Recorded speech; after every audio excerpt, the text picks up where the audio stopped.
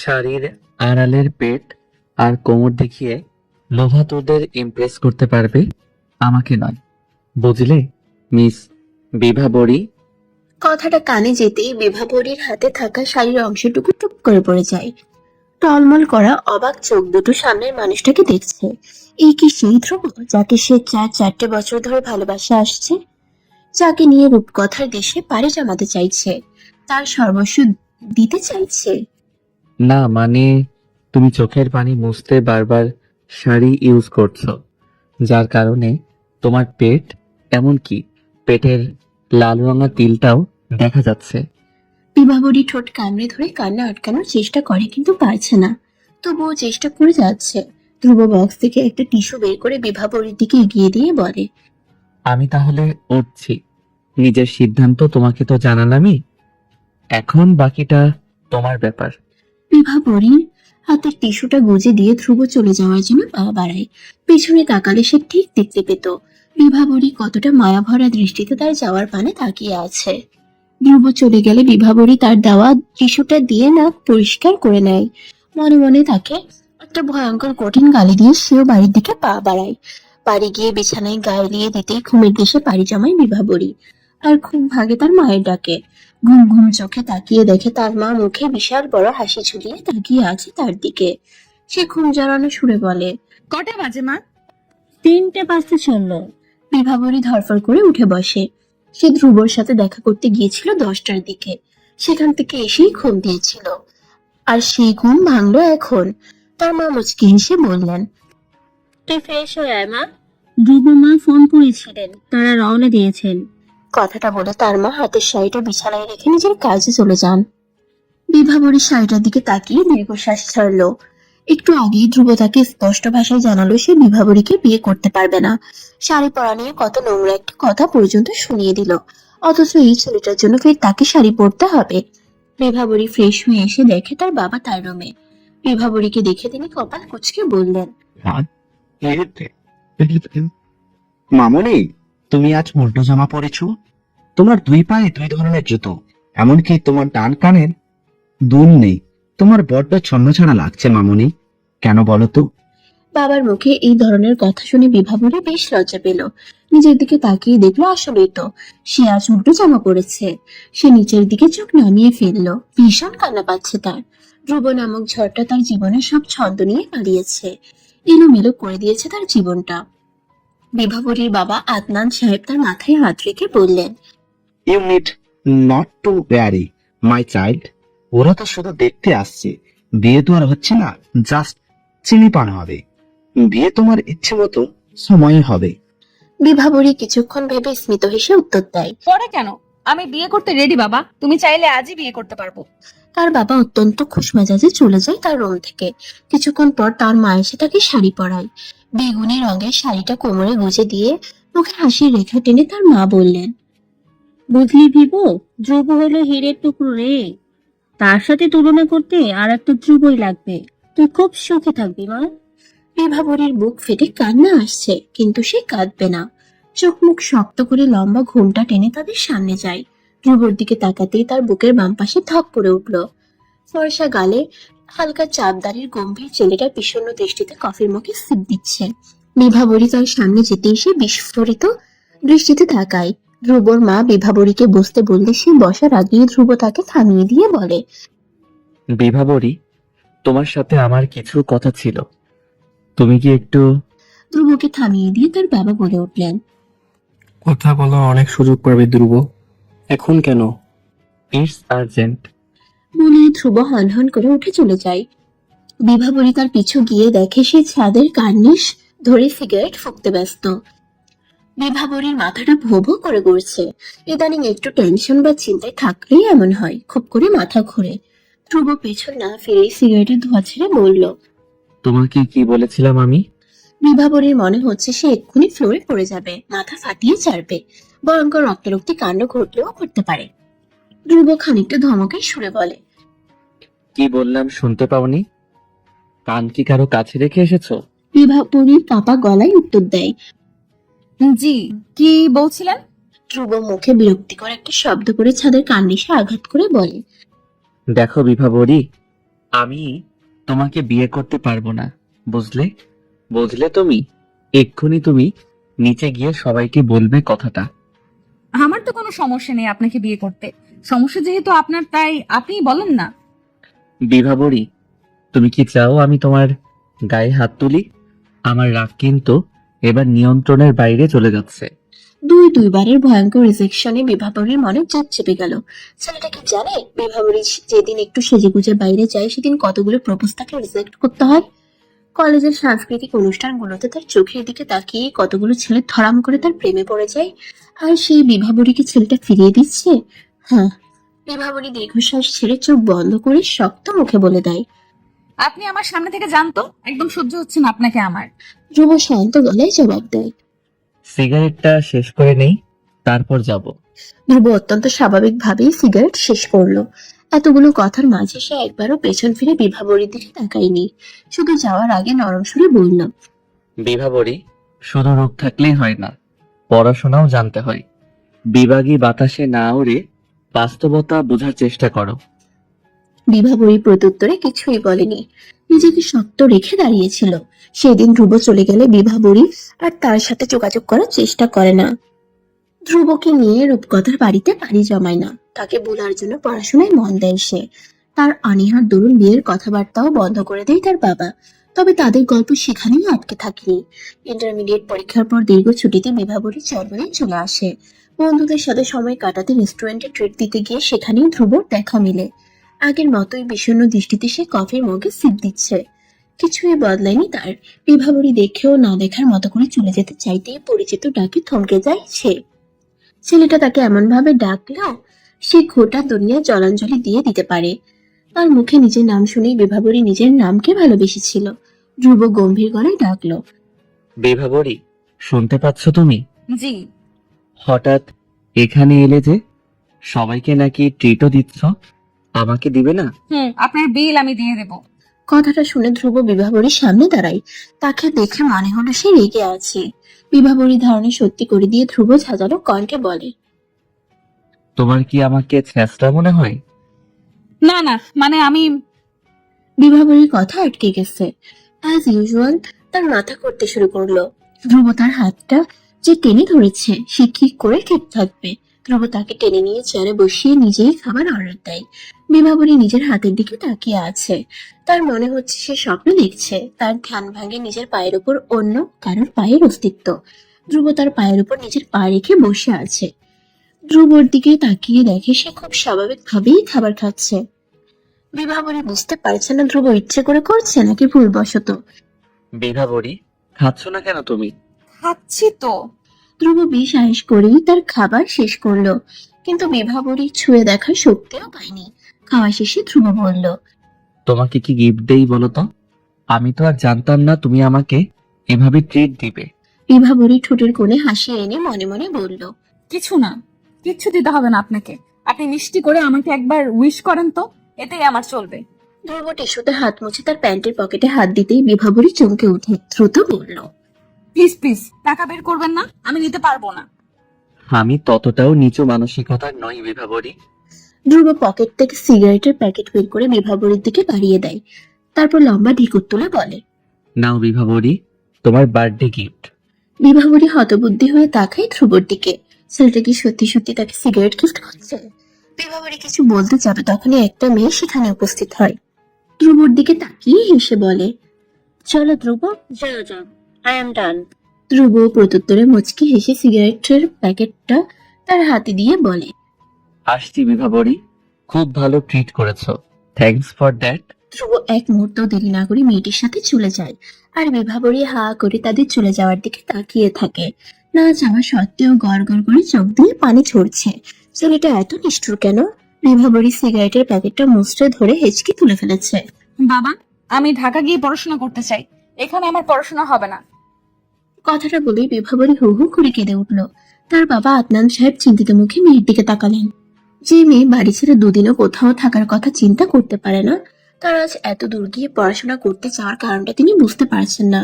বিভাবরী তার বাবাকে জড়িয়ে ধরে বলল, বাবা, আমার জন্মদিনের গিফট হিসেবে আমার এটাই চাওয়া, তুমি দিবে না? আদনান সাহেব কপাল কুঁচকে ফেললেন। প্রথমবারের মতো তার মেয়ে জন্মদিনে তার কাছে কিছু চেয়েছে, তিনি কি করে না করতে পারেন। তিনি শঙ্কিত গলায় মেয়েকে জিজ্ঞেস করলেন, আচ্ছা মামনি, তোমার এমনটা চাওয়ার কারণ কি? আমি পড়াশোনায় সিরিয়াস হতে চাই বাবা। আমি ওখানে ভালো কোনো ভার্সিটিতে পড়তে চাই। সেটা তো আমাদের চট্টগ্রামেও আছে মা। বাবা, তুমি কি চাও না আমি ভালোভাবে পড়াশোনা করি? অবশ্যই মামনি। তাহলে তুমি এই ব্যবস্থা করে দাও বাবা। বলতে বলতেই বিভাবরী হেঁচকি তুলে ফেলেছে। বিভাবরীর বাবা এক প্রকার বাধ্য হয়েই তার কথায় রাজি হলেন। অবশেষে প্রাণের শহর চট্টগ্রাম ছেড়ে বিভাবরী ঢাকায় চলে আসে। রেজাল্ট ভালো হওয়ায় ভার্সিটিতেও চান্স পায়, তবে সমস্যা হয় অন্য জায়গায়। তার বাবার এক বন্ধুর বাড়িতে সে থাকে। তার বাবার বন্ধু আসমাইন চৌধুরী একজন তুখোড় রাজনীতিবিদ। তাদের বাড়ির সামনে 24 ঘন্টা দুজন লোক বন্দুক হাতে দাঁড়িয়ে থাকেন। বাড়ির কাজের লোকের মধ্যেও রাজনীতি রাজনীতি ভাব। সবাই একটা নির্দিষ্ট গণ্ডির মধ্যে থেকে কাজ করে, রোবোটিক টাইপ। বিভাবরী সবার সাথে মানিয়ে নিতে পারলেও একজনের সাথে কিছুতেই মানিয়ে নেওয়া যাচ্ছে না। আসমাইন চৌধুরীর ছেলে রিশাদ চৌধুরী সারাক্ষণ করা পারফিউম গায়ে মেখে শার্ট বা গেঞ্জির কলার উঁচু করে রাখে, আর বাড়ির মধ্যেও চোখে কালো সানগ্লাস থাকবেই। প্রথম যেদিন সে এই বাড়িতে আসে সেদিন তার পরিচয় করিয়ে দিতে আসমাইন চৌধুরীর স্ত্রী নাজনীন তাকে ডেকে বললেন, রিশাদ শুন, ও হলো বিভা বড়ি, তোর ভার্সিটিতে চান্স পেয়েছে আর এখান থেকে সে পড়াশোনা করবে, বুঝলি? রিশাদ নামের ছেলেটা বিভাবরীর আপাত মস্তক তাকিয়ে খুঁটিয়ে খুঁটিয়ে দেখলো, তারপর ভুজোড়া কুচকে বলল, তোমার নাম বিভাবরী? হুম কে রেখেছে এই নাম? তোমার বাবা? হুম থ্যাংক গড। তোমার জন্মানোর সময় তোমার মাথায় এখানকার মতো চুল ছিল না। কেন? তাহলে দেখা যেত তোমার বাবা তোমার নাম কেশবতী রেখে দিত, কিংবা ডালিমের মতো গায়ের রং থাকলে ডালিম কুমারী রেখে দিত। বলেই সে হো হো করে হেসে উঠল। এরপর থেকে তার বিভাবরীর সাথে যখনই দেখা হচ্ছে তাকে থামিয়ে দিয়ে বলে, তোমার নাম যেন কি? ডালিম কুমারী নাকি বিভাবরী? এই লাইনটা বলেই অট্ট হাসিতে ফেটে পড়ে সে। বিভাবরী তখন ইচ্ছে হয় এক ঘুষিতে ছেলেটার নাক ফাটিয়ে দিতে, কিন্তু সে চোখ মুখ শক্ত করে নিজের ঘরের দিকে পা বাড়ায়। তখন ঋষাদ ধূপধাপ পা ফেলে পেছনে এসে দাঁড়ায়, আর বিভাবরীর চুল টেনে ধরে বলে, কেশবতী, চলে যাচ্ছ যে? বলেই হ্যাচকা টান দেয়। তাল সামলাতে না পেরে সিঁড়ি থেকে পড়ে গিয়ে পা অব্দি ভেঙে ফেলেছে বিভাবরী। সমস্যা শুধু ঋষাদকে নিয়েই নয়, ধ্রুবকে নিয়েও হচ্ছে।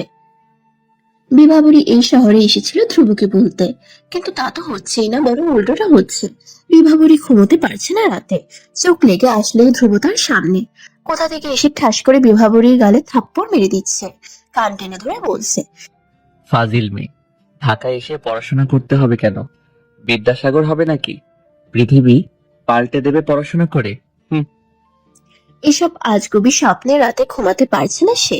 বিছানায় শুতে গেলেই মনে হয় এই বুঝি ধ্রুব এসে তাকে থাপ্পড় মারলো, কান টেনে ধরলো। আর জেগে থাকলে মনে হয় নিষাদ বুঝি তার চুল টেনে ধরে বলছে, কেশবতী, তোমার চুলগুলো দেখলে মনে হয় কেটে ফেলি। আচ্ছা, তোমার চুলে চুইংগাম লাগিয়ে দিলে তুমি কি আমাকে মারবা? অনেক মারবা নাকি একটু? ঘড়িতে সময় 11টা, তবে সকাল নয়, রাত। বিভাবরী চেয়েছিল আজ দ্রুত ঘুমোতে, কারণ কাল ভার্সিটিতে তার প্রথম দিন, কিন্তু তা হয়নি। সব গুছিয়ে নিতে গিয়ে 11টা বেজে গেছে। এখন সকালে উঠতে পারলেই চলে, কিন্তু সকাল হওয়ার আগেই বিভাবরীর ঘুম ভেঙে যায়। বিভাবরীর ঘুমানোর সময় ঘরের মধ্যে কারো হাঁটার শব্দ হচ্ছিল। প্রথমে সে ভেবেছিল হয়তো ঘরের বাইরে কেউ, কিন্তু না, ঘরের বাইরে না, ভিতরেই হচ্ছিল। শুধু শব্দই হলো না, কেউ তাকে ডাকলো। সে স্পষ্ট শুনতে পাচ্ছিল বিভাবরী, এই বিভাবরী বলে কেউ তাকে ডাকছে।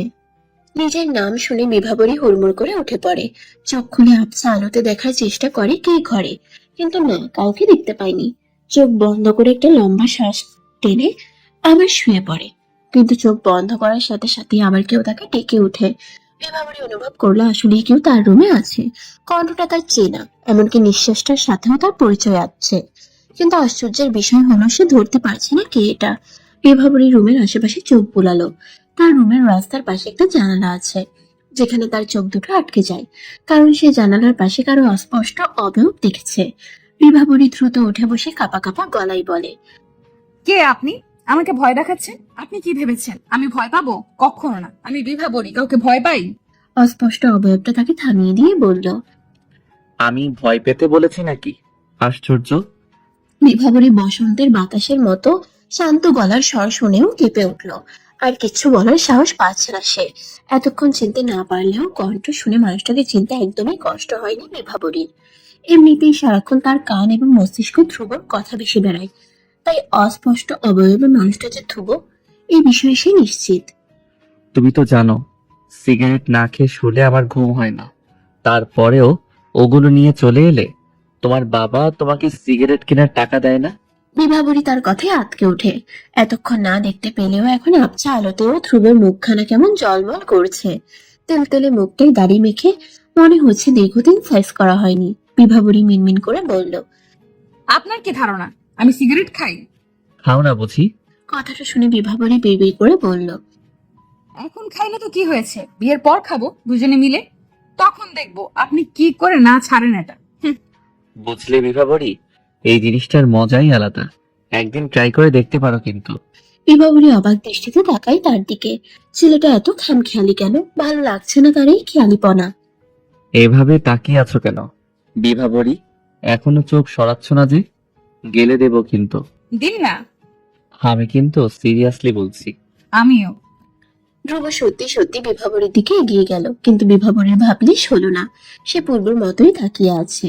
ধ্রুব তার সামনে এসে তার দিকে কিছুটা ঝুঁকে মুখের উপর ফু দিয়ে কপালে ছড়িয়ে থাকা চুলগুলো সরিয়ে দেয়। ধ্রুব কাছে আসতে এসে একটা গন্ধ পায়, সিগারেটের গন্ধ।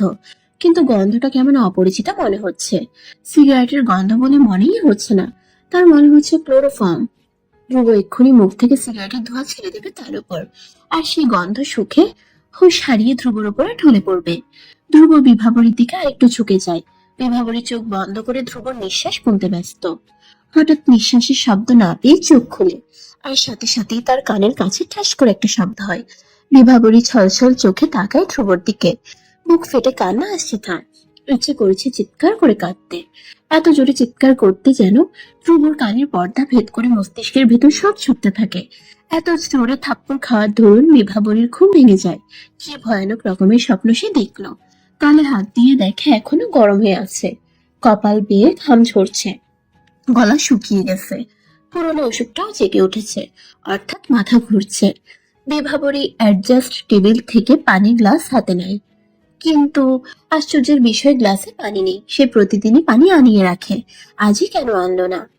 এখন পানি খাওয়ার খুব দরকার তার, অথচ বিছানা থেকে উঠতে পারছে না। মনে হচ্ছে সে নড়তে গেলেই ধ্রুবর সাথে ধাক্কা খাবে। ধ্রুব বুঝে এখনো তার দিকে ঝুঁকে আছে, ধাক্কা লাগলেই ঠাস করিয়ে একটা থাপ্পড় লাগিয়ে দিবে। এই ভয়ে সে নড়তেও পারছে না। বিভাবরী নিজেকে আজ বড্ড এলোমেলো লাগছে, মাথাটা খুব করে ছিমছিম করছে। দু হাত দিয়ে চেপে ধরে মাথাটা নিজের মনের সাথে যুদ্ধ করে বিছানা ছেড়ে উঠে পড়ে, নিচে যায় পানি খাওয়ার জন্য। কিন্তু পানির জাগ হাতে নিতেই পেছন থেকে কারো আওয়াজ শুনতে পায় সে। আওয়াজটা তার পরিচিত, আওয়াজটা ঋষাদের। ঋষাদ ঘুম জড়ানো কণ্ঠে বলে, বুয়া, এই গ্লাসে পানি দাও তো। বিভাবরীর ইচ্ছে করছে পানিটুকু তার মাথায় ঢেলে দিতে। বিভাবরীকে দেখে কি তার বুয়া মনে হয়? একজন ভার্সিটি পড়ুয়া মেয়েকে সে বুয়া বলছে, কি বিচ্ছিরি ব্যাপার। বিভাবরী মনে মনে প্রতিজ্ঞা করলো, একদিন সুযোগ পেলে সে ঋষাদকে তাদের বাড়ির পাশে ডুবাই ধাক্কা দিয়ে ফেলে দেবে। তারপর ইন্ডিয়ান সিরিয়ালের শাশুড়িদের মতো চোখ লাল করে বলবে, নে এবার পানি খা। কিন্তু মনে মনে রাগটা চেপে গেল। ঘুমের ঘোর ভেবে তাকে এক গ্লাস পানিও দিল। ঋষাদ ঢক ঢক করে পানিটুকু খেয়ে তার দিকে গ্লাস এগিয়ে দেয়। ঢুলু ঢুলু ভাবে বিভাবরীর সামনে আসে, গ্লাসটা হাতে না দিয়ে টেবিলে রাখে। তারপর বিভাবরীর ওড়না দিয়ে মুখ মুছে আবার ঢুলতে ঢুলতে চলে যায়। বিভাবরী হতভম্ব হয়ে সেদিকে তাকিয়ে আছে। একটা ছেলে তার কাছে পানি চাইলো, তাকে পানি দেওয়া হলে সে পানিটা খেলো। শুধু খেলোই না, তার ওড়নাটাকে টিস্যু হিসেবে ব্যবহার অব্দি করলো, অথচ তাকে চিনতে পারলো না। আশ্চর্য! বিভাবরী ভেবেছিল বাকি রাতটুকু তার ঘুম হবে না, কিন্তু তার ঘুম হয়েছে এবং খুব ভালো ঘুম হয়েছে। এই বাড়িতে সে প্রথমবারের মতো এত ভালো ঘুমিয়েছে। সকালে ফুরফুরে মেজাজে ভার্সিটিতে যাওয়ার জন্য রেডি হয়। চোখে লম্বা করে কাজল টানে, মুঠ ভর্তি চুড়ি না পরলেও হাতে ডিজাইনার ঘড়ি লাগায়। আয়নায় নিজেকে দেখে ভাবলো ধ্রুব এখন তাকে দেখলে কি নাম দিত, রূপকুমারী? কিন্তু ধ্রুব তাকে কখনোই কোনো নাম দেয় না, সে তার নাম খুব সুন্দর করে উচ্চারণ করে। ধ্রুবর মুখে বিভাবরীর নাম শুনলে যে কেউ তার নামের প্রেমে পড়ে যাবে। তাকে নাম দেয় ঋষাদ। তার মন ধ্রুবকে নিয়ে ভাবলেও মস্তিষ্ক অন্য কারো কথা চিন্তা করছে। বিষয়টা বিভাবরী খেয়াল করেছে, কিন্তু বিভাবরী পাত্তা দিতে না চাইলেও তার মস্তিষ্ক আর মনস্থির হচ্ছে না। যার দরুন একটা ভয়ঙ্কর ঘটনা ঘটে গেছে। বিভাবরী আনমনে সিঁড়ি ভেঙে নিচে নামছিল। তখন সে কারোর সাথে ধাক্কা খায়। ধাক্কা খাওয়ার মানুষটা হলো রিশাদ। রিশাদ বিভাবরীকে দেখে নাক সিটকে বলল। এভাবে সেজেগুজে ভার্সিটি যাচ্ছ বুয়া? বিভাবরী রিশাদের সম্বোধন শুনে হা হয়ে গেছে। তার মানে কি ছেলেটা তাকে ইচ্ছে করেই বুয়া ডাকছে? এভাবে হাঁ করে তাকিয়ে আছো কেন? গিলে ফেলবে আমাকে? হজম করতে পারবে তো? মানুষের পেটে কিন্তু চুল হজম হয় না। দেখো, তোমার মাথায় কিন্তু শত চুল। আপনি আমায় এভাবে অপমান করতে পারলেন? তোমাকে আমি কাল রাতেও বুয়া বলেছি, তখন তো তুমি অ্যাকসেপ্ট করে নিলে। তাই বুয়া বলা নিয়ে আশা করছি কোনো সমস্যা নেই। আর কি কিছু বলছি আমি? বিভাবরী দাঁত চেপে বলল। আপনি যে একজন জঘন্য লোক তা জানেন? জানি। আপনাকে আমার সহ্য হচ্ছে না একদম। আশ্চর্য, তুমি এভাবে রিয়েক্ট করছো কেন? আপনি জানেন না? না, প্রথম যখন তোমাকে বুয়া বললাম তখন আমি না জেনেই বলেছিলাম, কিন্তু তুমি দেখি সত্যি সত্যি। আবার তোমার ওড়নায় পানি মুছলাম, তখনও কিছু বললে না। আর এমনিতেও বিভাবরী নামটা খুব বড়। তুমি আধুনিক বিশ্বের অত্যাধুনিক মেয়ে। তোমার নাম হবে জেনি, মিমি, ইলা, এই টাইপের। সহজেই যেগুলো উচ্চারণ করা যায়, তা না। বিভাবরী বাকি কথাটুকু না শুনিয়ে হন হন করে চলে যায়। এখানে থাকলে ভয়াবহ রকমের কিছু হয়ে যেত। হয়তো রিশাদের দাঁত থাকতো না, অথবা দাঁত থাকলেও কিন্তু মনুটাই আলাদা হয়ে যেত। বিভাবরী অত্যন্ত তিরিক্ষি মেজাজ নিয়ে ভার্সিটিতে প্রবেশ করে। চোখ বন্ধ করে রিশাদকে কঠিন কঠিন গালি দিচ্ছে। তার রাগ চরম পর্যায়ে হয়। তখন নিজেকে কন্ট্রোল করার জন্য সে এই টেকনিক অবলম্বন করে। অন্য সময় কাজে দিলেও এখন এই টেকনিকটা কাজে লাগছে না, বরং বিপরীতে আরেকটা ভয়ঙ্কর ঘটনা ঘটে গেছে। সে দ্বিতীয়বারের মতো কারোর সাথে ধাক্কা খায়। বিভাবরী চোখ খুলে দেখে বিটু খাটো একটা ছেলে বিস্ফোরিত চোখে তাকিয়ে আছে। বিভাবরী ছেলেটাকে কিছু কঠিন কথা শোনাবে, ঋষাদের রাগটা সে এর উপরেই ছাড়বে। বিভাবরী একটা ভয়ঙ্কর কথা বলতে যাবে, তখনই ছেলেটা বলে ওঠে। আছে। বিভাবরী কঠিন গালিটা না দিয়ে অবাক হয়ে জিজ্ঞেস করে। আছে মানে কি আছে? মা আছে, কিন্তু বোন নেই। মানে? মানে হলো এখনই তো বলতেছেন বাড়িতে মা বোন নেই, সুন্দরী মেয়ে দেখলেই ধাক্কা দিতে ইচ্ছে করে। তার আগে থেকেই বললাম আমার বাড়িতে মা আছে, বোন না থাকলেও। ছেলেটার কথায় বিভাবরী থ বনে যায়। বলে কি? বিভাবরীর চোয়াল শক্ত হয়ে আছে। সে নিজেকে নিয়ন্ত্রণে রাখার যথাসাধ্য চেষ্টা করছে। সে রাগ আর হাসি কখনোই চেপে রাখতে পারে না, চাইলেও পারে না। এমনকি সিরিয়াস মোমেন্টেও হেসে ফেলার অভ্যাস তারও আছে। কলেজে পড়ার সময় একবার ক্লাসে ইংলিশ টিচার রেগে বললেন, আজ থেকে আমি তোমাদের ক্লাস নেব না। বলেই তিনি বেরিয়ে গেলেন। ছাত্রছাত্রীরা ভয়ে কুপোকাত, কারণ ইংলিশ টিচার ছিলেন প্রিন্সিপালের ছেলে। তার উপর ভীষণ বদরাগী। অল্প বয়সে ক্ষমতা পেলে যা হয়। পরদিন যখন তিনি ক্লাসে ঢুকেন সবাই চুপচাপ। হুট করে বিভাবরী হো হো করে হেসে ফেলল। ব্যাস, পরদিন তার বাবার কাছে নালিশ চায়। কিন্তু এখন বিভাবরী কিছুতেই হাসবে না। হেসে ইমেজ খারাপ করার কোনো ইচ্ছে তার নেই। কিন্তু না চাওয়া সত্ত্বেও সে ফিক করে হেসে ফেলল। ছেলেটা হয়তো তার হাসি মেনে নিতে পারেনি। সে কেমন হতভম্ব হয়ে তাকিয়ে আছে। বিভাবরীর হাসি কিছুতেই থামছে না। ছেলেটা থমথমে গলায় বলল, হাসছো কেন? আমি হাসির কি বলছি?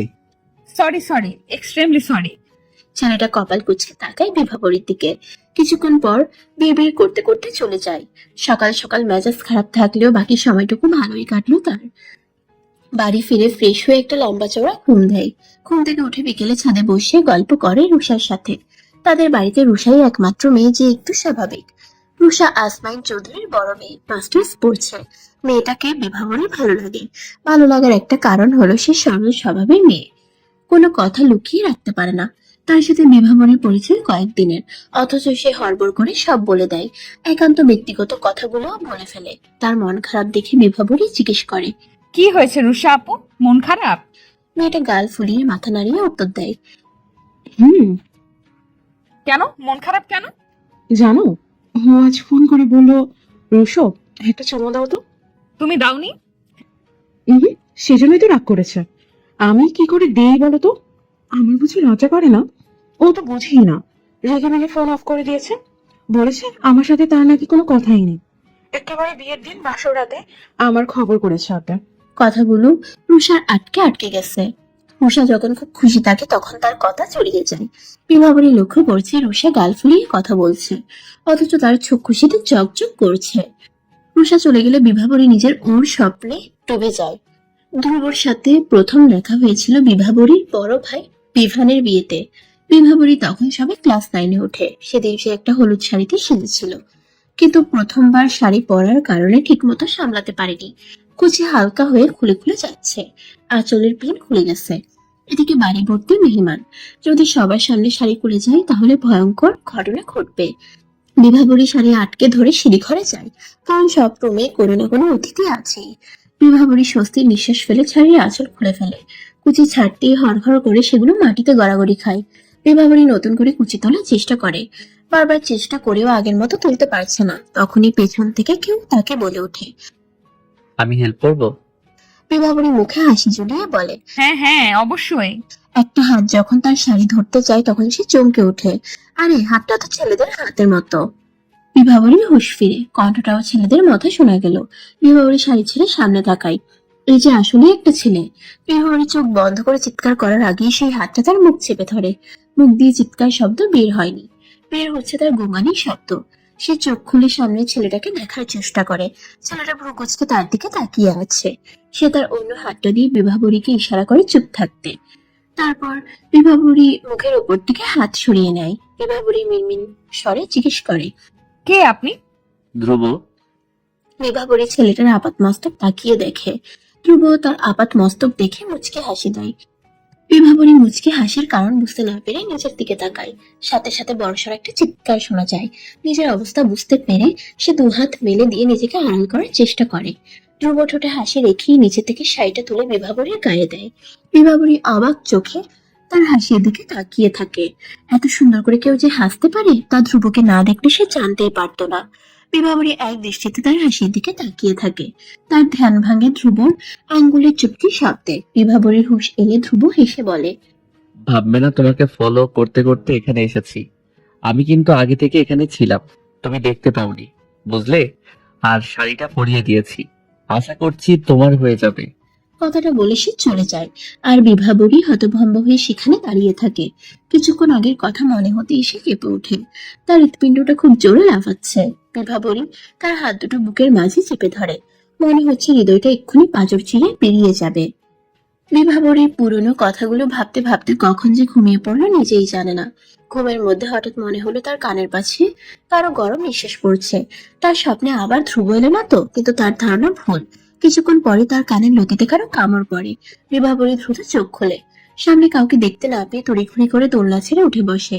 পেছনে তাকিয়ে দেখে নিশাত এক হাত পকেটে আরেক হাত দোলনার স্ট্যান্ডে রেখে ভ্রু কুঁচকে তাকিয়ে আছে তার দিকে। বিভাবরী রেগে মেগে বলে, আপনি এমন অসভ্যের মতো আচরণ করছেন কেন? তুমি এমন বেহায়ার মতো আচরণ করছো কেন? বিভাবরী দাঁত চেপে বলে, আমি বেহায়ার মতো আচরণ করি? অবশ্যই, ভার্সিটিতে যেতে না যেতেই ছেলেদের সাথে ফুর্তি করা শুরু করে দিয়েছে, তো বেহায়া বলবো না? আপনার সাথে কথা বলতেও আমার রুচিতে বাড়ছে। কতটা নিম্ন শ্রেণীর মানুষ আপনি! কথাটা বলে বিভাবরী হনহন করে চলে যেতে চাইলে নিষেধ পথ আটকায়। বিভাবরী ধমকে সুরে বলে, পথ ছাড়ুন। কি হলো, শুনতে পাচ্ছেন না? এখনো সরছেন না যে? বিভাবরী বিরক্তি ভাব নিয়ে সরে যেতে চাইলেই তার হাতে টান পড়ে। ঋষাদ তাকে ধাক্কা দিয়ে দোলনায় বসিয়ে দেয়। তার দিকে ঝুঁকে বলে, আমি নিম্ন শ্রেণীর মানুষ। বিভাবরীর দম বন্ধ হয়ে আসার উপক্রম। ছেলেটা এত কাছে এসেছে যে তার নিঃশ্বাস বিভাবরীর মুখের উপর পড়ছে। সে মিনমিন করে বলল, আপনি দূরে যান, আমার অস্বস্তি লাগছে। লাগুক, আগে বলো আমি তোমার সাথে কি করেছি যে তুমি আমায় নিম্ন শ্রেণীর মানুষ বললে? আপনি বাজে বাজে কথা বলবেন আর আমি সেগুলো হজম করব? বলতে বলতেই বিভাবরীর চোখে পানি চলে এসেছে। ছেলেটা এখনো সরছে না কেন? তার একদম সহ্য হচ্ছে না ছেলেটাকে।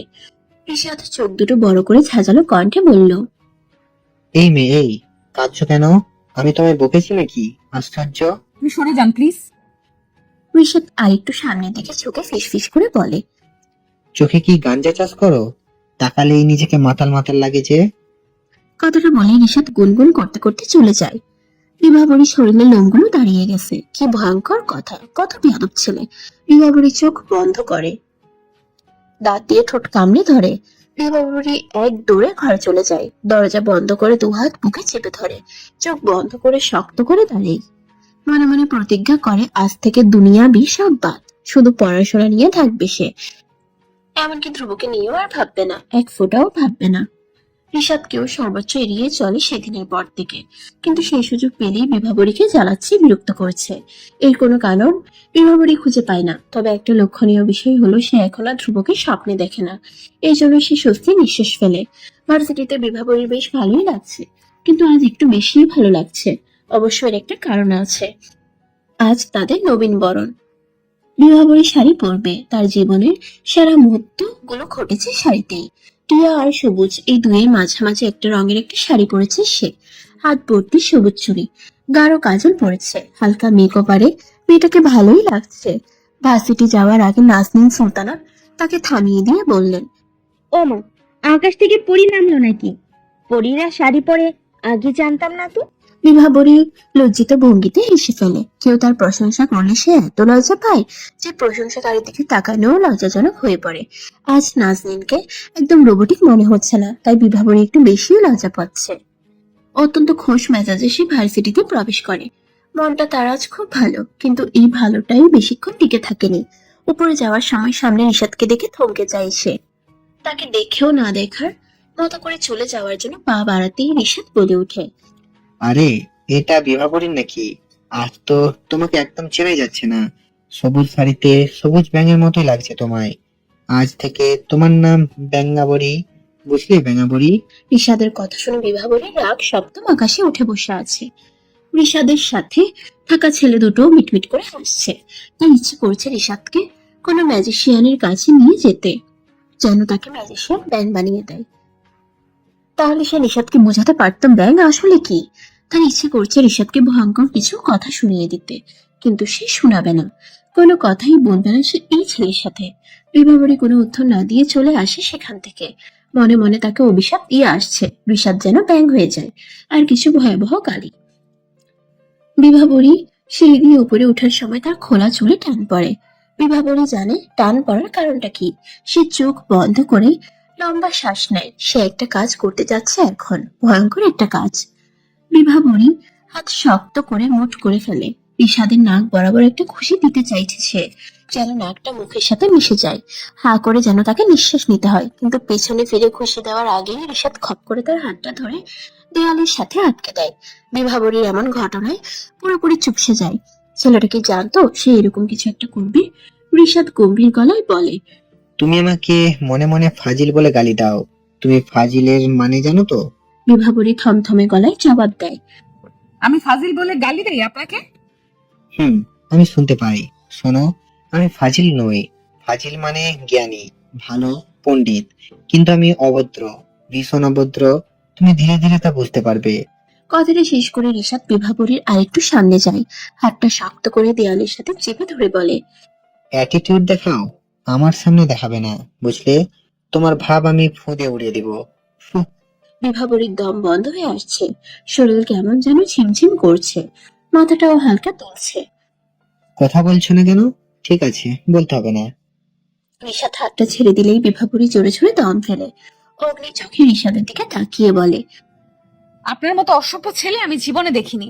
কথাটা বলে সে এক মুহূর্ত অপেক্ষা করেনি, হান হান করে চলে যায়। একবারের জন্য পেছনে তাকায়নি। তাকালেই দেখতে পেত লাল চোখের ছেলেটা কেমন হাত মুঠো করে দাঁড়িয়ে আছে। বিভাবরী মনে মনে অজস্র গালি দিতে দিতে ওয়াশরুমের দিকে যায়। চোখে মুখে পানি দেওয়া দরকার। এখনো কেমন অস্বস্তি অস্বস্তি ভাব হচ্ছে তার। মাথার ভেতর ভূমিকম্প হচ্ছে। আজ শাড়ি পরা একদম উচিত হয়নি তার। মনে হচ্ছে দু কদম এগোলেই পড়ে যাবে। বিভাবরী মুখে পানি দিয়ে আয়নায় তাকিয়ে চমকে ওঠে। ছেলেটা কি তাকে শান্তি দেবে না? সে পিছন ফিরে লম্বা একটা শ্বাস ফেলে বলে, কথা ঘোরাবেন না, স্পষ্ট ভাষায় বলুন আপনার সমস্যাটা কি? তুমি অত্যন্ত স্মার্ট এবং বুদ্ধিমতী একটা মেয়ে। তুমি অনেক আগে আমার সমস্যাটা বুঝতে পারছো, তাই না? বিভাবরী হতভম্ব হয়ে তাকায় ঋষাদের দিকে। ছেলেটা কি বোঝাতে চাইছে তা ভাবতেই বুকের ভেতরটা ধক করে ওঠে। মিনমিন করে বলে, আপনাকে আমার মেরে ফেলতে ইচ্ছে করছে। তুমি আমাকে অনেক আগেই মেরে ফেলেছো, নতুন করে কিভাবে মারবে? বিভাবরী অতটা মেনে নিতে পারেনি। বিরক্ত হয়ে তাকে পাশ কাটিয়ে চলে যায়। উপরে ওঠার জন্য পা বাড়াতেই ঋষাদ তাকে আটকে দিয়ে বলে, কথা বাড়াবে না, চুপচাপ আমার সাথে চলো। কথাটা বলে রিশাদ টানতে টানতে বিভাবরীকে নিয়ে চলে। বিভাবরী তার সাথে হেঁটে পারছে না, তাকে দৌড়াতে হচ্ছে, যার দরুন তার শাড়ির কুচিগুলো হালকা হয়ে যাচ্ছে।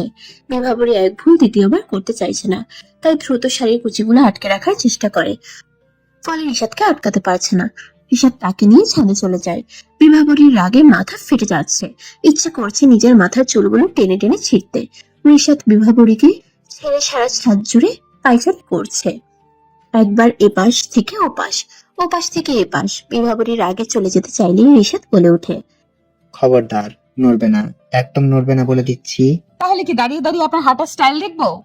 রিশাদ হাঁটা থামিয়ে বিভাবরীর সামনে এসে দাঁড়ায়, কিছুক্ষণ চুপ থেকে বলা শুরু করে, দেখো বিভাবরী, আমার কথা ঘোরাতে ভালো লাগে না, তোমাকে আমার ভালো লাগে, বিয়ে করতে চাই আমি তোমায়। কথাটা শুনে বিভাবরীর পায়ের নিচের মাটি সরে যাওয়ার উপক্রম। মনে হচ্ছে সে এক্ষুনি পাতালে ঢুকে যাবে। শান্ত পরিবেশেও কপালে বিন্দু বিন্দু ঘাম ঝরেছে, শ্বাস নিতে কষ্ট হচ্ছে, পুরনো অসুখটা বোধহয় ফিরে এসেছে। বিভাবরী শুকনো গলায় জবাব দেয়, আমি বাড়ি যাব। রিশাদ ধমকানো সুরে বলে, তোমার কি মনে হয় এখানে ভূত আছে? ভূত এসে তোমার ঘাড় মটকে দিয়ে যাবে, নাকি তুমি আমায় রিজেক্ট করলে আমি তোমাকে ছাদ থেকে ফেলে দিব? বিভাবরী হতভম্ব হয়ে বলে, মানে আমি এসব কখন বললাম? তাহলে বাড়ি যাবো করছো কেন? বিভাবরী দীর্ঘশ্বাস ফেলে। এত দ্রুত মানুষের রূপ কিভাবে পাল্টাতে পারে? একটু আগেও কথা বলার সময় ছেলেটা আবেগের সমুদ্রে ডুবে যাচ্ছিল, আর এখন ঝাল মরিচের মতো লাল হয়ে যাচ্ছে। আশ্চর্য। শোনো বিভাবরী, ন্যাকামো আমার পছন্দ নয়। আশা করি এখন তুমি বলবে না আমাকে তোমার সহ্য হয় না, আমাকে তুমি বিয়ে করবে না। আমি আপনাকে কেন কাউকে বিয়ে করব না। রিশাদ ভ্রুকুচকে জিজ্ঞেস করে, চিরকুমারী থাকার প্ল্যান করছো, নাকি বিয়ে না করেই লিভ টুগেদার করার ইচ্ছা? অবশ্য আমার এতে প্রবলেম নেই। ছি, আপনি সরুন তো সামনে থেকে। বিভাবরী রিশাদকে ধাক্কা দিয়ে সরিয়ে দেয়। ছাদ থেকে নামার সময় শুনতে পাই রিশাদ বলছে, আমার থেকে পালাতে পারবে না কেশবতী, দিন শেষে আমারই হবে তুমি। বিভাবরী ভার্সিটি থেকে ফিরেই শুনতে পাই আজ রুষাকে দেখতে আসছে। সে রুমে যেতেই রুষা এসে তাকে বলে, বিভু, জানো তো আজ কি হয়েছে? হুম, আমার যে কি লজ্জা লাগছে না। সেটা তোমার কথা শুনেই বোঝা যাচ্ছে। আচ্ছা ভাইয়া কি জানে তুমি যে খুশিতে কথা বলতে পারো না? রুষা লাজুক সুরে জবাব দেয়, এর জন্য ও মাঝে মধ্যে আমাকে কপি করে, আমাকে রাগিয়ে দেওয়ার জন্য। শোনো বিভু, তুমি কিন্তু আজ আমায় সাজিয়ে দেবে। ভাবছি শাড়ি পরবো, ভালো হবে না? হুম, বিভু শোনো, তোমাকে একটা সিক্রেট কথা বলি। আমার না খুব হাসি পাচ্ছে, যতটা না লজ্জা লাগছে তার চেয়ে বেশি হাসি পাচ্ছে। মনে হচ্ছে ওর পরিবারের সামনেও আমি হেসে ফেলবো। আচ্ছা, ওরা আমায় নিয়ে কি ভাববে বলো তো? বলবে মেয়ের বিয়ের আনন্দে খুশি ধরেই না, তাই না? বিভাবরীর বুকের ভেতর ফাঁকা ফাঁকা লাগছে, তীব্র যন্ত্রণা হচ্ছে সেখানে। বিভাবরী দ্রুত এই বিষয়টা মাথা থেকে ছেড়ে ফেলতে চাইছে, কিন্তু অক্টোপাসের মতো স্মৃতিগুলো চিপকে আছে মনে। রিশাদের ব্যাপারটাও মনে গেঁথে আছে। এমন অসহ্যকর অনুভূতি বয়ে বেড়ানোর ক্ষমতা তার নেই। বিভাবরী জটিলতা পছন্দ করে না, অথচ তার জীবন কুটিলতার অন্ধকারে ছেয়ে যাচ্ছে। জীবনের প্রতিও তার ব্যাপক মায়া। এমন বিস্ময়কর পৃথিবী ছেড়ে যাওয়ার ক্ষমতাও তার নেই। বিভাবরী দীর্ঘশ্বাস ছেড়ে ফ্রেশ হয়ে রুষাকে শাড়ি পরিয়ে দেয়। মেয়েটাকে আজ বড্ড সুন্দর লাগছে।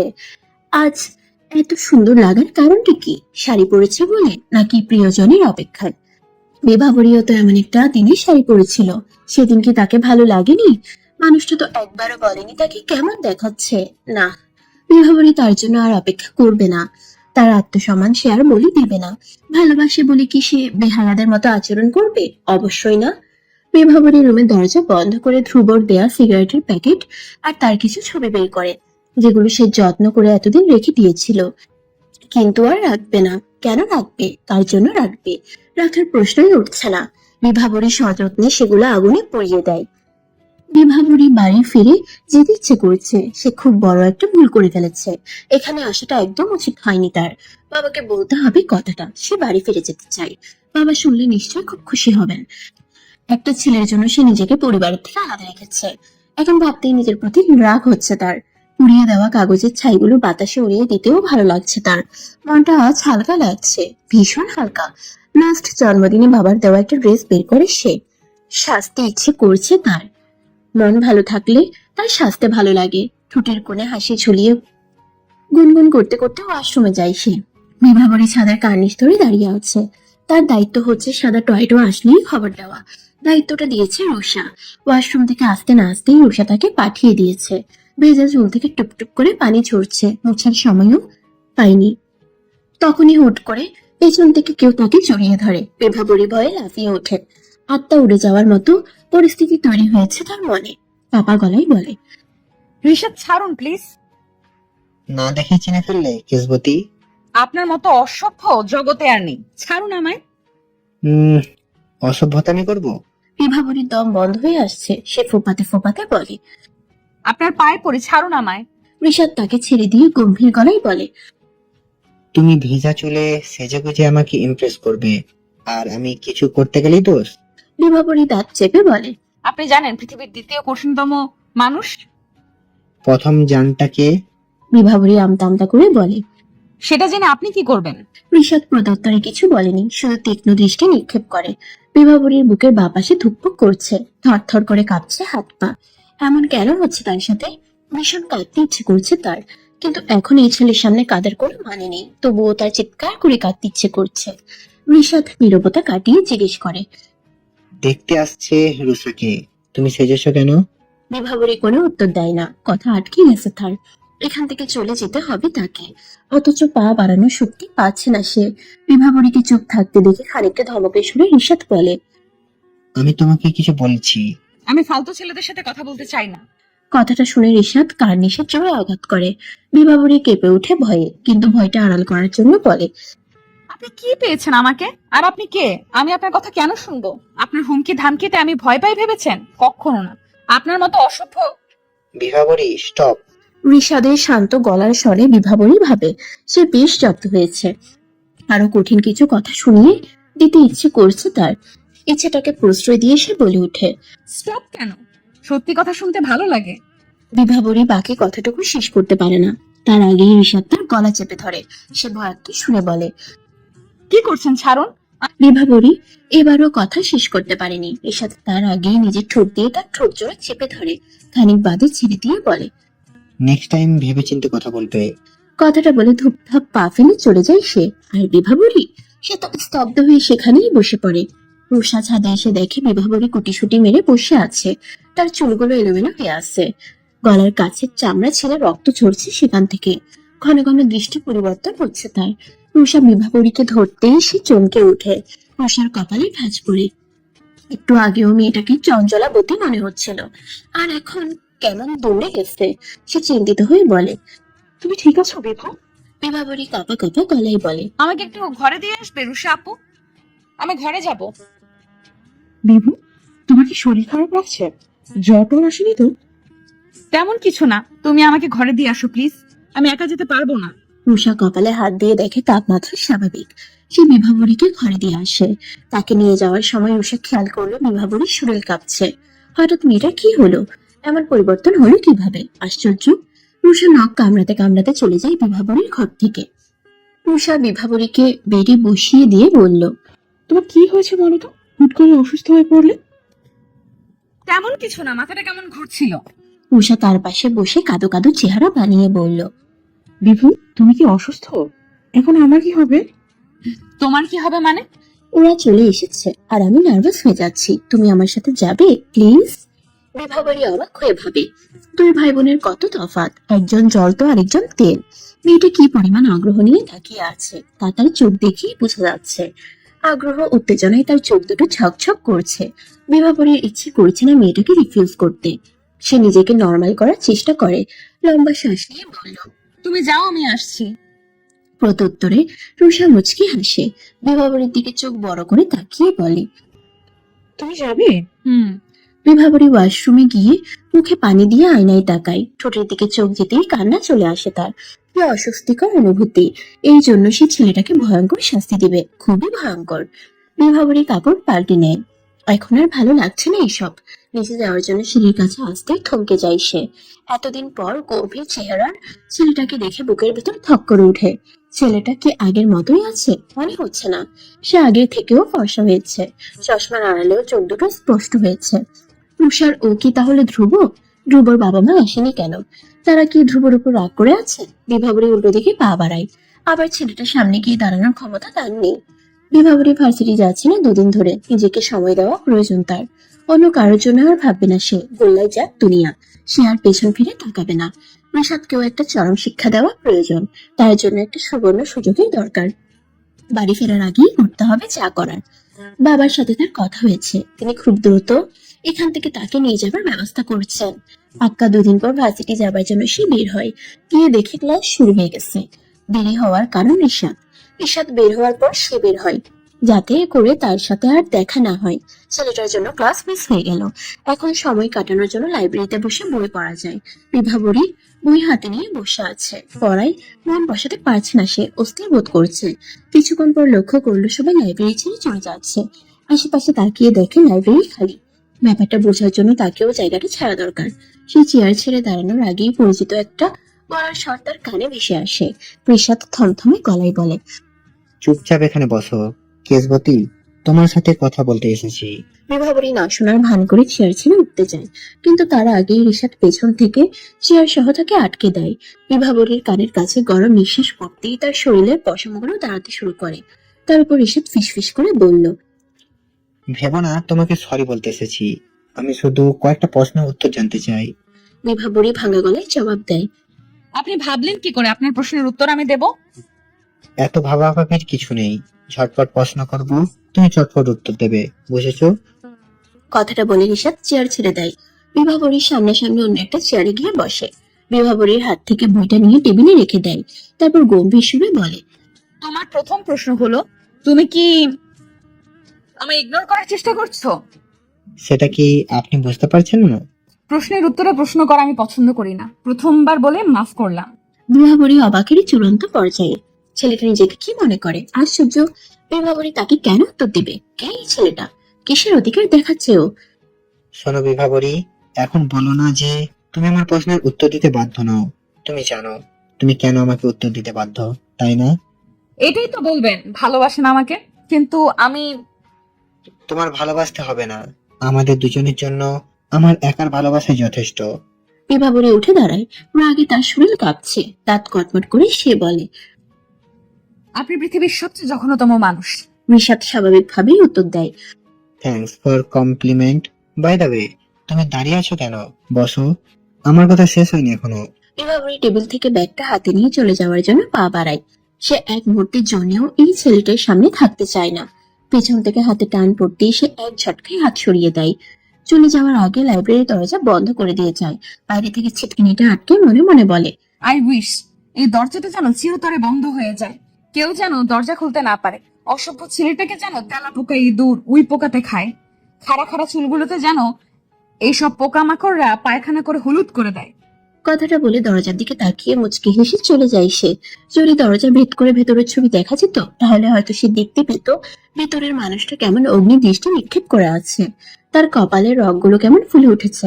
বিভাবরী বাকি ক্লাসগুলো বেশ খুশি মনেই করে। খুব ভালো মনোযোগও দিয়েছে। 2 দিনের পড়াগুলো কভার করে ফেলেছে। ক্লাস শেষে রিক্সার জন্য দাঁড়াতে গিয়েই তার মেজাজ ফের গরম হয়ে গেছে। একটা রিক্সাও পাচ্ছে না কেন। ঘড়িতে সময়টা দেখে আশেপাশে তাকাতেই গলা শুকিয়ে গেছে তার। রিশাদ এমন ভয়ঙ্কর চেহারা বানিয়ে এদিকে আসছে কেন? হট করে একটা রিক্সা দেখিয়ে বিভাবরী তাতে চেপে বসে। রিক্সাওয়ালা চেঁচিয়ে চেঁচিয়ে বলছে সে যাবে না, তবুও বিভাবরী তাতে বসে আছে। রিক্সাওয়ালা বিরক্ত হয়ে রিক্সা টান দিতেই পেছন থেকে ধরাম করে একটা শব্দ হয়। উনি তাকিয়ে দেখেন বিভাবরী মাটিতে গড়াগড়ি খাচ্ছে। তার হ্যান্ডব্যাগ একটা ছেলের হাতে। ছেলেটি রিশাদ। বিভাবরী পড়ে গিয়ে হাতটা ছেড়ে ফেলেছে।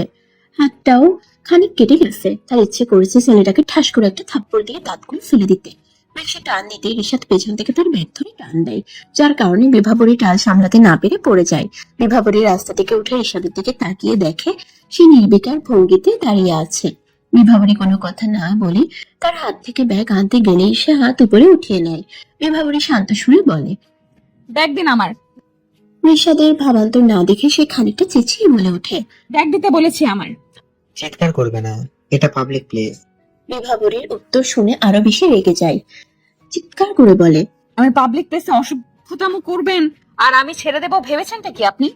বিভাবরীর চিৎকারে লোকজন জড়ো হতে শুরু করে। একটা ছেলে গিয়ে এসে বলে, কি হয়েছে ম্যাডাম? উনি আপনাকে ডিস্টার্ব করছেন? বিভাবরী উত্তর না দিয়ে রিশাদের হাত থেকে ব্যাগটা নিয়ে আসে। রিশাদের দিকে তাকিয়ে স্মিত হেসে চলে আসে সেখান থেকে, কিন্তু রিশাদ সেখান থেকে আসতে পারছে না। তার চারিদিকে জটলা বেঁধে লোকজন দাঁড়িয়ে তাকে নানান ধরনের কথা বলছে। বিভাবরী বাড়ি ফিরে ফ্রেশ হয়ে ঘুম দেয়। এক ঘুমেই দিন কাবার। তার ঘুম ভাঙে সন্ধ্যায়। বাড়ির পরিবেশ স্বাভাবিক দেখে সে বেশ অবাক হয়। সবকিছু বোঝার জন্য সে নিচে নামে। নিচে নেমে বুঝতে পারে আসলে পরিবেশ স্বাভাবিক না। রিশাদের বাবা মাথায় আইসপ্যাক লাগিয়ে বসে আছেন। তার মা সোফায় বসে নাকের পানি চোখের পানি এক করছেন। মানুষগুলোর জন্য তার বড্ড মায়া হচ্ছে। ভাবতেই কেমন জানি লাগে। এমন অসভ্য ছেলে তাদের সন্তান। রুষা হুট করে দৌড়ে এসে বিভাবরীকে বলে। জানো বিভু, রিশাদকে পুলিশ ধরে নিয়ে গেছে। বলে এসে হো হো করে হাসতে লাগে। হাসতে হাসতে গড়াগড়ি খাওয়ার মতো অবস্থা। তাকে দেখে মনে হচ্ছে সে খুব গম্ভীর একটা মেয়ে। গম্ভীর মানুষেরা খুব কম আসে, আর যখন হাসে তখন দুনিয়া কাঁপিয়ে ফেলে। রুষার অবস্থা ঠিক সেরকম মনে হচ্ছে। রুষার এভাবে অট্ট হাসিটা মেনে নিতে পারেনি বিভাবরী।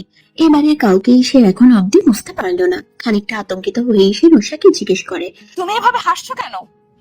তোমার ভাই জেলে, এটা তো নিশ্চয়ই খুশির খবর না? রুষা কিছুক্ষণ পর হাসি থামিয়ে উত্তর দেয়। হাসি খবর না, তবুও আমার হাসি পাচ্ছে। কি করি বলো তো? বিভাবরী হতভম্ব হয়ে কিছুক্ষণ তাকিয়ে রইল। রুষা মেয়েটা তো ঠিক ছিল, সহজ সরল মেয়ে। কত সুন্দর করে গুছিয়ে কথা বলতো। ভাইয়ের শোকে পাগল হয়ে যায়নি তো? বিভাবরীর হুট করে খারাপ লাগা শুরু করলো। সে কি ভুল কিছু করলো? রুষা কিছুটা সময় পুরোপুরি স্বাভাবিক ভাবে বলল। আসলে কি জানো বিভু, এই ছেলেটা 2 দিন পর পর পুলিশ স্টেশনে যায়। বাবা তখন মাথায় আইস প্যাক, আর মা এখানে এভাবে বসে বসে নাক টানে। বাবাও জানে এটা তেমন কিছুই না, মাও জানে, তবুও তারা দায়িত্ব নিয়ে এই কাজগুলো করে। তাই আমার হাসি পাচ্ছিল। বিভাবরী স্বস্তি নিঃশ্বাস ফেলে। এ বাড়ির মানুষগুলো আসলেই রোবটিক। বিভাবরী উপরে যাওয়ার জন্য পা বাড়ায়, তখনই গাড়ির শব্দ হয়। রুষা ফের হেসে বলল। এই যে দেখো, চলে এসেছে রাজপুত্তর। রিশাদকে দেখে তার বাবা উঠে দাঁড়ান। বিভাবরী নিশ্চিত উনি আজ রিশাদকে থাপড়িয়ে সবগুলো দাঁত ফেলে দিবে। ওনার গাম্ভীর্যপূর্ণ মুখ দেখে এটাই মনে হচ্ছে তার, কিন্তু তার ধারণা ভুল প্রমাণ করে দিয়ে উনি বললেন। কি কাণ্ড গটিয়ে জেলে গিয়েছ? রিশাদের ভাব দেখে মনে হলো সে শুনতেই পায়নি তার বাবা কি বলেছে তাকে। সে পাত্তা না দিয়ে তার মাকে বলল। মা, কড়ালিকারে 1 কাপ চা করে দাও তো। কথাটা শুনে সে এক মুহূর্ত অপেক্ষা করেনি। টুপটাপ পা ফেলে নিজের ঘরের দিকে পা বাড়ায়। বিভাবরীর পাশ ঘেঁষে যাওয়ার সময় তার মনটা থুকপুক করছিল। এই বুঝে ছেলেটা তাকে চ্যাংদোলা করে ডাস্টবিনে ফেলে দিয়ে আসে। কিন্তু রিশাদ তার দিকে তাকায়ও নি। নিজের মতো চলে গেছে সে। এটা কি কঠিন কোনো ঝড়ের পূর্বাভাস? রিশাদ চলে গেলে তার মা কিচেনের দিকে পা দেয়। পেছন থেকে ওনার হাজবেন্ড বলে ওঠে।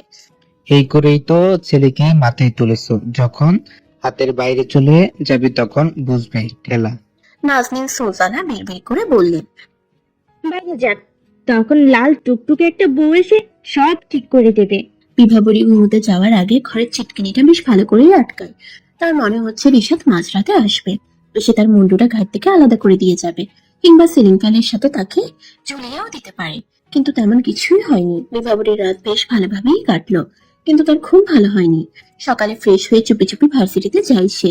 ভার্সিটি গিয়ে মনে হলো সে মস্ত বড় ভুল করে ফেলেছে এখানে এসে। এটা তো রিশাদেরই জায়গা। পড়াশোনার নাম করে গুন্ডামি তো এখানেই হয়। কিন্তু এখানেও তেমন কিছু হয়নি। শান্তি বজায় রেখেই সব ক্লাস শেষ হলো। তবে বিভাবরী মনোযোগ দিতে পারেনি একটা ক্লাসেও। ভার্সিটি শেষে রিক্সা না পেয়ে সে হাঁটা শুরু করে দেয়। বলা তো যায় না কখন গুন্ডাটা এসে তাকে বেদম মারতে শুরু করে। কিছুটা পথ যেতেই তার পাশ ঘেঁষে একটা গাড়ি দাঁড়িয়ে হর্ন দেয়। কাজ স্কুলে ড্রাইভার সিটে বসে থাকা মানুষটা বলে। গাড়িতে উঠেছ? বিভাবরী লম্বা করে একটা ঠোক গিলে। আজ তার শেষ দিন, সে এটা জেনে ফেলেছে। মরার আগে তার একটা ইচ্ছা, শেষবারের মতো তার বাবাকে একবার দেখতে চাই সে। শক্ত করে জড়িয়ে ধরতে চায়। জাহান্নামে নিয়ে যাচ্ছি না, বাড়িতেই যাচ্ছি। বিভাবরী কাঁদো কাঁদো চেহারা বানিয়ে গাড়িতে বসে। হাত কাঁপার কারণে সিট বেল্টটাও লাগাতে পারেনি। রিশাদকে লাগিয়ে দিতে হয়েছে। নাকের ডগায় বিন্দু বিন্দু খান জমতে শুরু করেছে। তার নিচের দিকে তাকিয়ে হাতের আঙ্গুল মুচড়ে যাচ্ছে সমানে। তুমি কি আমাকে ভয় পাচ্ছ? কেউ আমাকে ভয় পেলে আমার খুব ভালো লাগে। থ্যাঙ্কস। বিভাবরীর কথাটা শুনে বেশ চমকে ওঠে। সে খেয়াল করেছে রিশাদ তাকে কিছু বলার আগে কেশপতি বলে সম্বোধন করে, কিন্তু আজ বলেনি। সে আরো বেশি চমকেছে এটা ভাবার পর। সে কি রিশাদের কেশপতি না বলার কারণে শূন্যতা অনুভব করছে? রিশাদ বিভাবরীর দিকে তাকিয়ে দেখে মেয়েটা কুকড়ে আছে, জড়সড় হয়ে বসে আছে। নিঃশ্বাসটাও বেশ সতর্কতার সাথে ফেলছে। সে ঠোঁট পাকা করে রহস্যময়ী একটা হাসি দিয়ে পানির বোতল এগিয়ে দেয় বিভাবরীর দিকে। বিভাবরী ঠক ঠক করে এক বোতল পানি শেষ করে দেয়। তারপরেও মনে হচ্ছে আরো পানি খাওয়া দরকার তার। রিশাদ বোতলটা রেখে বিভাবরীর দিকে তাকায়। বিভাবরী আগের মতোই ভর্তা চেহারা বানিয়ে বসে আছে। রিশাদ বিরক্তিকর একটা শব্দ করে বলল, বি নর্মাল বিভাবরী, এভাবে কাঁচুমাচু মুখ করে বসে আছো কেন? মনে হচ্ছে তোমার 50 বয়সের কোনো ছেলের সাথে বিয়ে হয়েছে আর তুমি তার জন্য বাসর ঘরে ভোঁতা মুখ করে অপেক্ষা করছো। বিভাবরী মুখ কুঁচকে ফেলে। রিশাদের দিকে তাকিয়ে দেখে সে বেশ স্বাভাবিক ভাবেই বসে আছে। ঘাড় কাত করে চোখ থেকে সানগ্লাসটা খুলে শার্টের কলারে আটকে নেয়। চোখের ছোট ছোট মণি তারার মতো ঝকঝক করছে। হালকা গোলাপি আবার ঠোঁট দেখে বিভাবরী তাকে জিজ্ঞেস করতে ইচ্ছে করছে, আচ্ছা আপনার ঠোঁটগুলো কি মেয়েদের থেকে ধার করে আনা? ফর্সা ছেলেদের এমন ঠোঁট দেখলে মেয়ে মেয়ে ভাব আসে।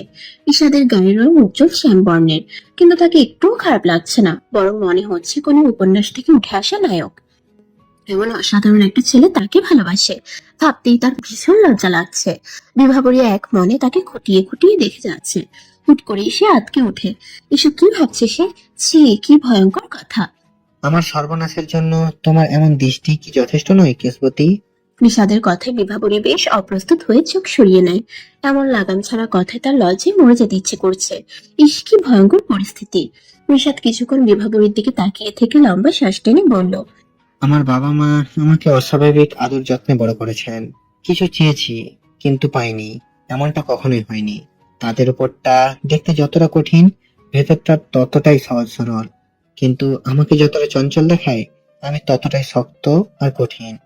আই নিউ ইউ কেশবতী, তুমি চাও বা না চাও আমার তোমার তাদের সাথে, ইনফ্যাক্ট আমার সাথে থাকতে হবে। আমার রাগ সম্পর্কে তোমার আইডিয়া নেই, কারণ আমি বদরাগী না, কিন্তু রেগে গেলে নিয়ন্ত্রণ হারাতে সময় লাগে না। তাই এমন কিছু করো না যাতে আমার নিয়ন্ত্রণ হারাতে হয়। কিছুক্ষণ থেমে সানগ্লাস চোখে দিয়ে গাড়ি স্টার্ট দেয়।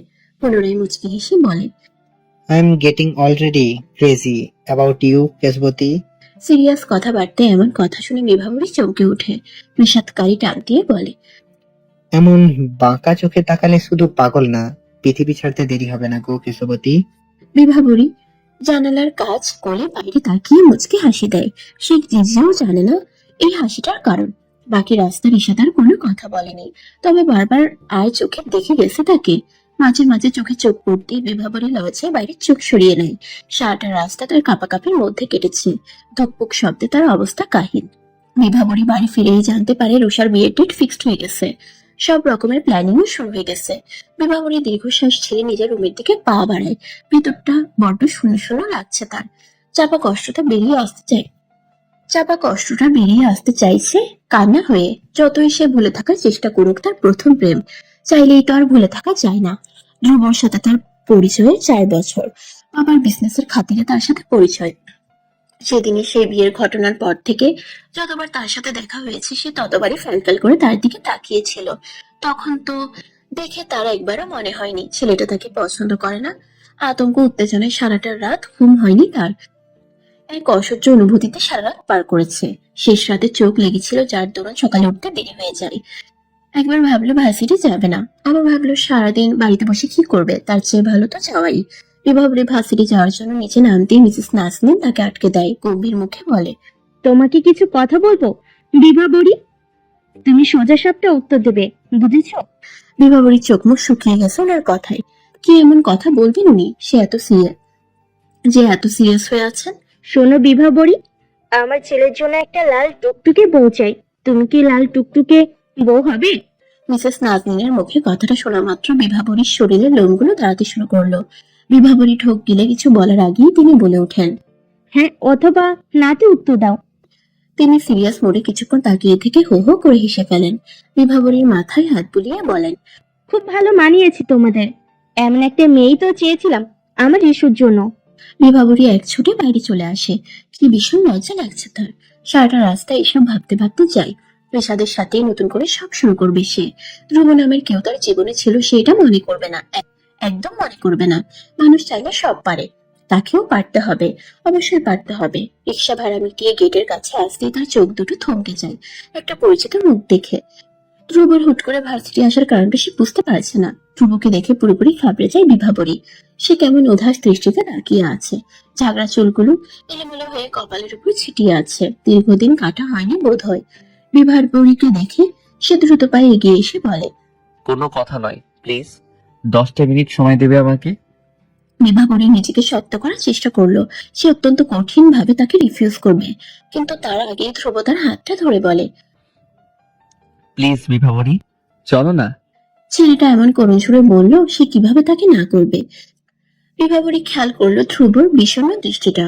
সে এলোমেলো হয়ে যাচ্ছে। ছেলেটা আবার কেন তার সামনে এলো? বিভাবরী লম্বা শ্বাস টেনে বলল।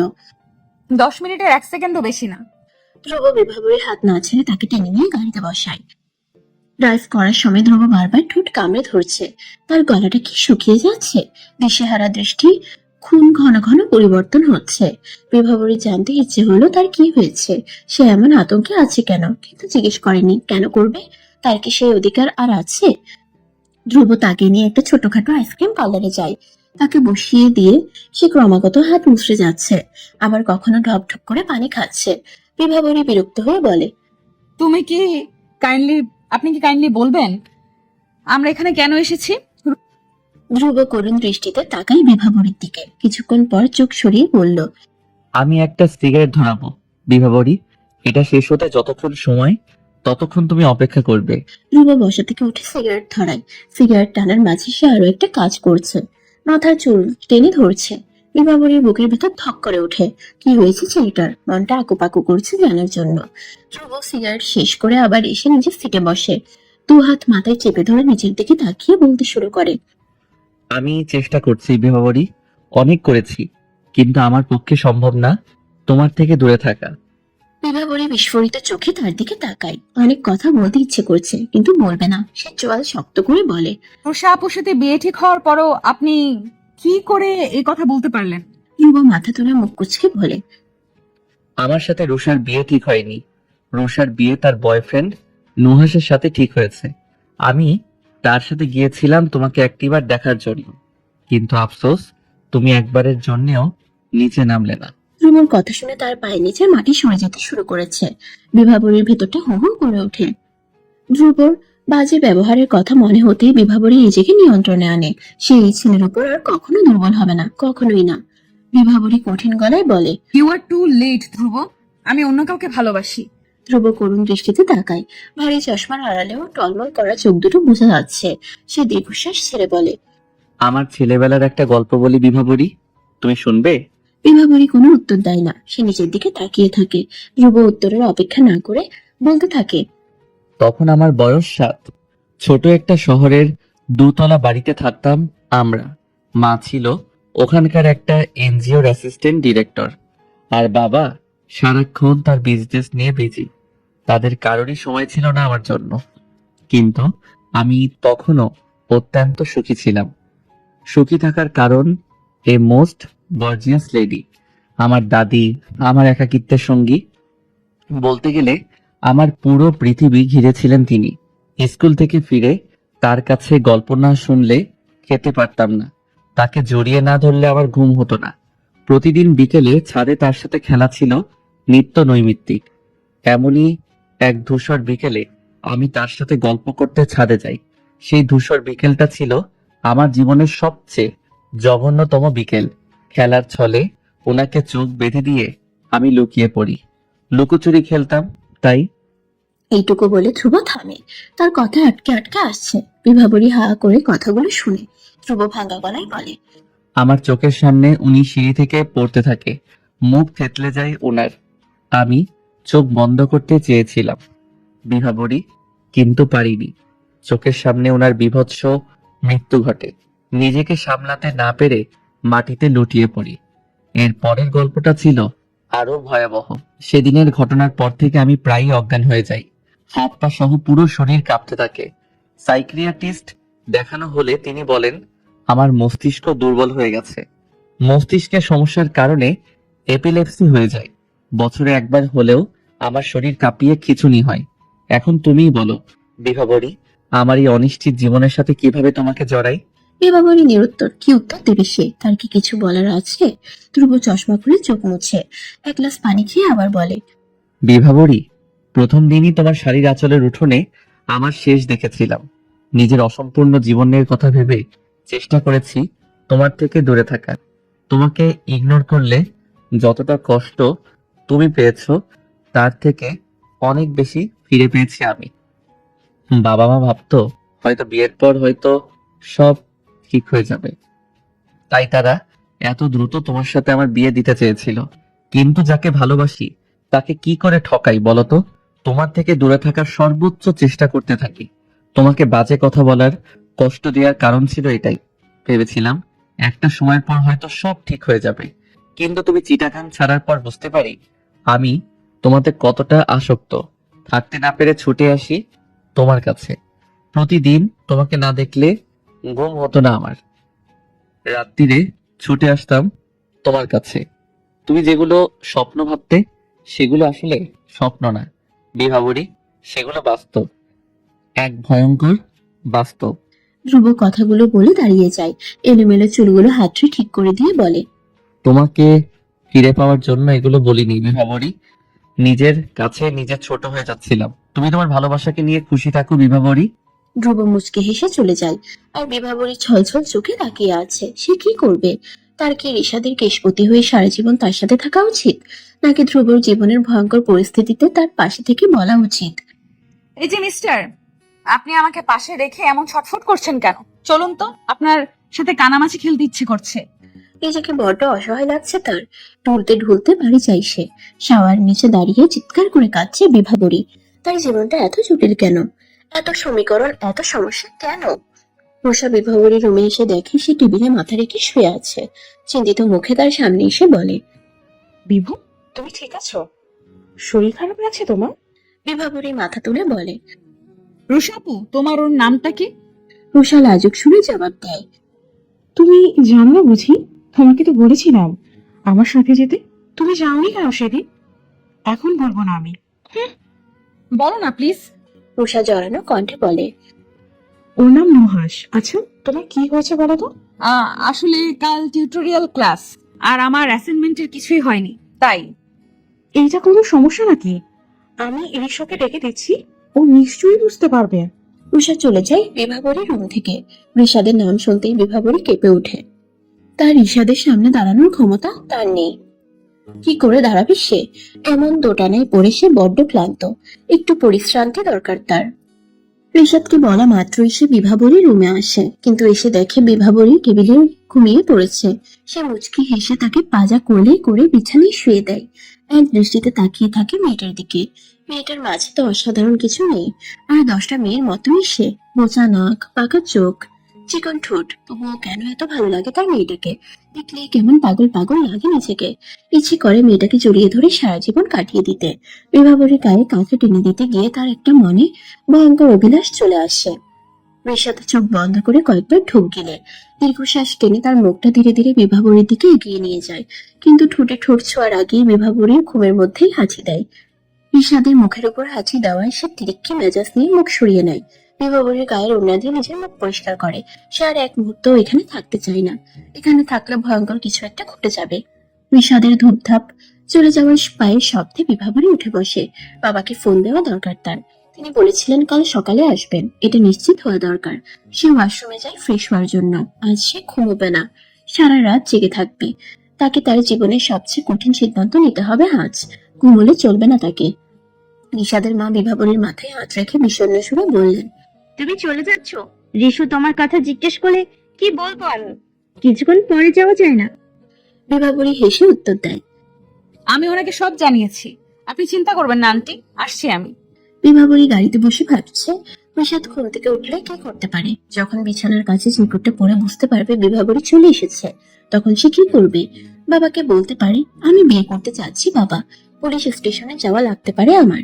নিশাদের যে রাগ সে এটাই করতে পারে, এবং ভবিষ্যতেও এটাই ঘটলো। বিভাবরী চট্টগ্রাম গিয়ে বাড়ি না ফিরে ধ্রুবর অফিসে যায়। সরাসরি ধ্রুবকে গিয়ে জিজ্ঞেস করে, আমি শেষবারের মতো আপনার কাছে এসেছি, আপনি কি আমায় ফিরিয়ে নিবেন? ধ্রুব নিজেকে শক্ত করার চেষ্টা করে। সে চায় না তার জন্য বিভাবরী সাফার করুক। বিভাবরী কি কঠিন একটা কথা শুনিয়ে দিতে হবে তাকে, তার জন্য বিভাবরী কষ্টে থাকবে সেটা কখনোই চায় না, কখনোই না। সে চোয়াল শক্ত করে বিভাবরীকে বলে, আমাকে করুণা করতে এসেছো? ধ্রুবকে করুণা? তুমি কি ভেবেছো ধ্রুব তোমার করুণার জন্য বসে আছে? ধ্রুব, গেট লস্ট। তুমি আমায় ভুল বুঝছো ধ্রুব। দেখো, ধ্রুব তাকে থামিয়ে দিয়ে চিৎকার করে বলে। কি বললাম শুনতে পাওনি? Just get lost. বিভাবরী ফুপিয়ে কেঁদে উঠে। ধ্রুবর দিকে তাকিয়ে দেখে সে অন্যদিকে মুখ ফিরে আছে। সে এক প্রকার ছুটতে ছুটতে বেরিয়ে আসে ধ্রুবর কেবিন থেকে। একবারের জন্যও পেছনে তাকায়নি। পেছনে তাকালে দেখতে পেত ছেলেটা কত কষ্টে তার কান্না আটকানোর চেষ্টা করছে। বিভাবরী চলে গেলে ধ্রুব দীর্ঘশ্বাস ছাড়ে। সে না হয় বিভাবরীর সবার কাছে খারাপই থাকলো, তার তো অধিকার নেই এই বোকা মেয়েটাকে দুঃখ দেওয়ার, সারা জীবনের জন্য তাকে কষ্টে রাখার। সেদিনের পর ধ্রুবর সাথে বিভাবরীর যোগাযোগ নেই। না ধ্রুব জানে বিভাবরী কি করছে, না বিভাবরী জানে ধ্রুব কোথায় আছে, কি করছে। ধ্রুব চাইও না বিভাবরীর সাথে তার কখনো দেখা হোক, কিন্তু মানুষ না চাইতেও অনেক কিছু পেয়ে যায়। অনেকগুলো বছর কেটে যাওয়ার পর সে ঠিকই দেখেছিল বিভাবরীকে। শুধু বিভাবরীকেই না, তার সাথে আরো দুজন মানুষকে। ধ্রুব দেশের বিখ্যাত বিজনেস আইকন হিসেবে তাকে একটা কনফারেন্সে দাওয়াত দেওয়া হয়, যেখানে দেশের খ্যাতি সম্পন্ন আরো অনেকেই যায়। ধ্রুব বেশ সেজে গুজে সেখানে উপস্থিত হয়, কিন্তু একজোড়া দম্পতিকে দেখে সে থাকতে পারেনি বেশিক্ষণ। সে এমন একটা মেয়েকে দেখেছিল যে কিনা শাড়ি সামলাতে পারতো না, হোঁচট খেয়ে পড়ে যেত, নয়তো কুচি খুলে যেত। কিন্তু এখন সে ঠিকই শাড়ি সামলাতে পারছে, পাশাপাশি একটা 3 বা 4 বছরের বাচ্চা মেয়েকেও সামলাচ্ছে। সেদিনের বোকা মেয়েটাকে আজ পরিপূর্ণ নারী লাগছে। ভালোই হলো, সে তো পারতো না মেয়েটাকে এমন খুশিতে রাখতে। থাকুক না সে তার মতো। মেয়েটার সামনে দাঁড়ানোর কোনো অর্থ নেই, তার ক্ষমতাও নেই দাঁড়ানোর। ধ্রুব চলে আসে সেখান থেকে। গাড়িতে বসে রাতের শহর দেখছে ধ্রুব। তার ভালো লাগে না এসব দেখতে, হু হু করে ওঠে ভেতরটা। রাতে ঘুমোতে গেলে ঘুম ধরা দেয় না চোখে, ধরা দেয় কিছু স্মৃতি, যেগুলো সে খুব করে ভুলে যেতে চাইছে কিন্তু পারছে না। তখন সে আনমনে বলে, বিভাবরী, তুমি জ্যোৎস্নার স্নিগ্ধ আলো হয়ে যেতে পারো না, যে আলোর ছোঁয়ায় আমি ঘুমোতে পারতাম? আচ্ছা বিভাবরী, তোমার কি কখনো আমার কথা মনে পড়ে? কোনো ঝুম বৃষ্টির দিনে কিংবা কোনো পূর্ণিমার রাতে? তখন কি তুমি আমার জন্য অশ্রু ঝরাও, নাকি তোমার প্রিয়ত মেশর কাঁধে মাথা রেখে জ্যোৎস্না বিলাস করো? তুমি কি আমায় ভুলে গেছো বিভাবরী? তুমি কেন এখনো ভুলতে আমি কেন এখনো ভুলতে পারছি না? একটা কথা বলাই হয়নি তোমায় বিভাবরী। সেদিন বেগুনি বাড়িতে তোমায় অপূর্ব লাগছিল।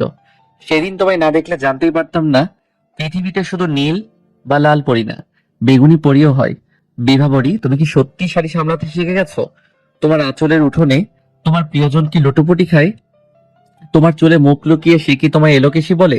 খুব জানতে ইচ্ছে করে তুমি ভালো আছো তো বিভাবরী? আমি হয়তো ভালো আছি কিংবা নেই, কিন্তু তোমার কথা মনে হলে এখনো চোখ দুটো ঝাপসা হয়ে আসে, চিনচিন করে বুকের বাঁ পাশটায়। তখন নিজেকে ছন্ন ছাড়া লাগে। আমার জীবনের সব ছন্দ কোথায় হারিয়ে গেল বলো তো?